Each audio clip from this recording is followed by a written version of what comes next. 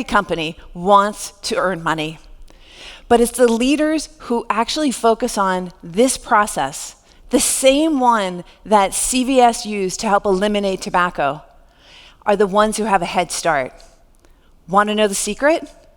It actually starts with simple and profound thoughts. Daniel Goleman did seminal research along with cognitive behavioral studies that demonstrate that when you focus on a behavioral change, the change only happens 10 to 30% of the time. Now, if you're a baseball player, that's pretty good batting average. But in business, not good enough. Instead, we need to focus on the precursor to the behaviors.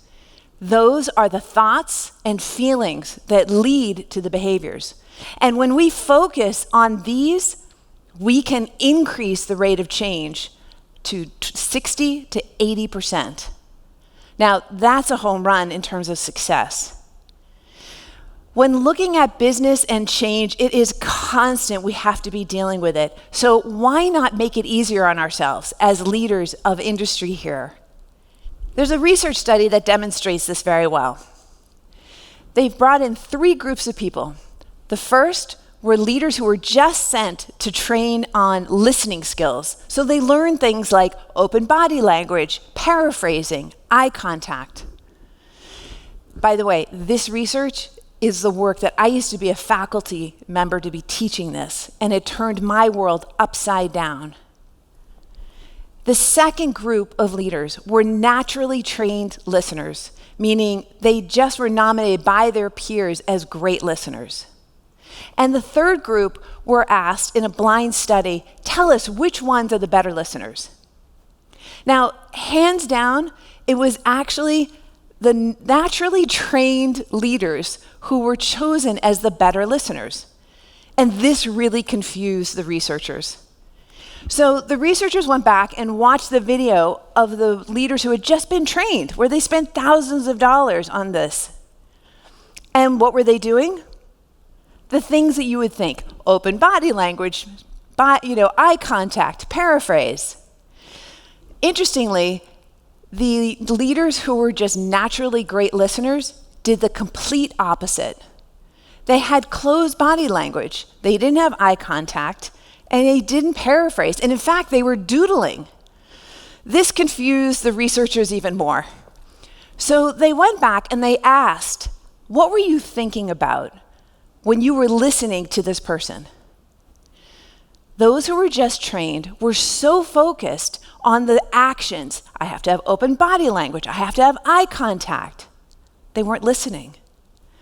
Whereas the leaders who were naturally great listeners had one common thought. I want to understand you. One thought. As a global leadership development consultant, I have worked with thousands of leaders. And they are trying their hardest, and unwittingly, they are making 3 major mistakes. The first problem is around decision making.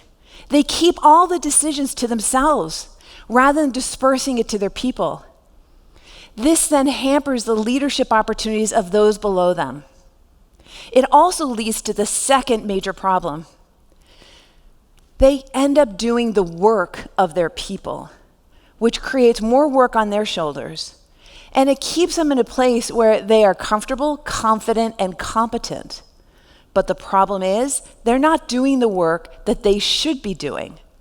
They keep doing the work which they were rewarded for previously.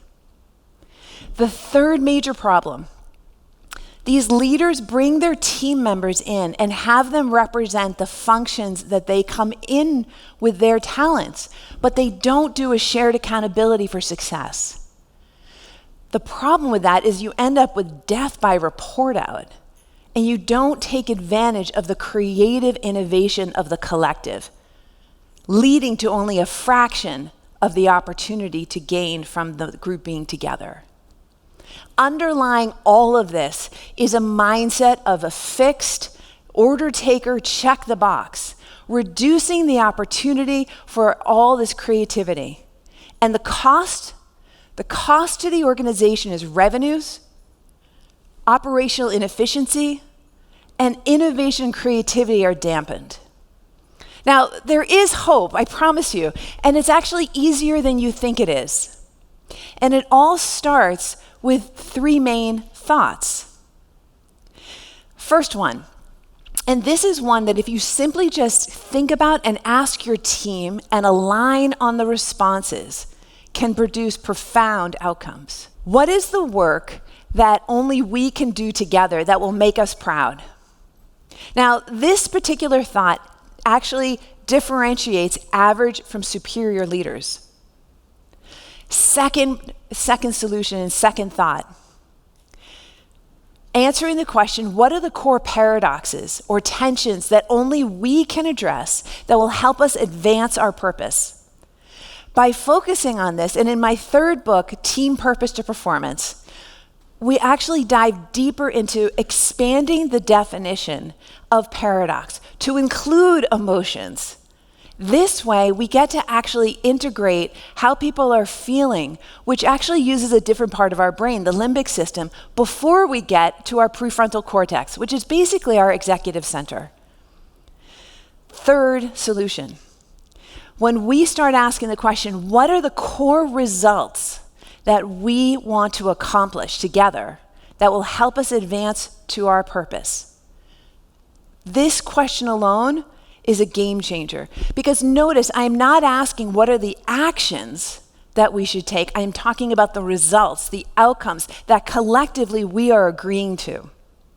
And by focusing on that, we allow the people who are closest to the work to decide what's the best action and way to get to that outcome.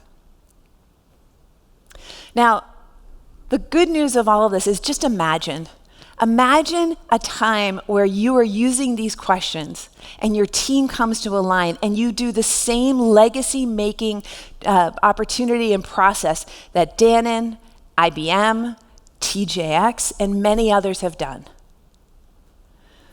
So pick a team you're working with, identify a time that you can ask these questions, and then align on the responses.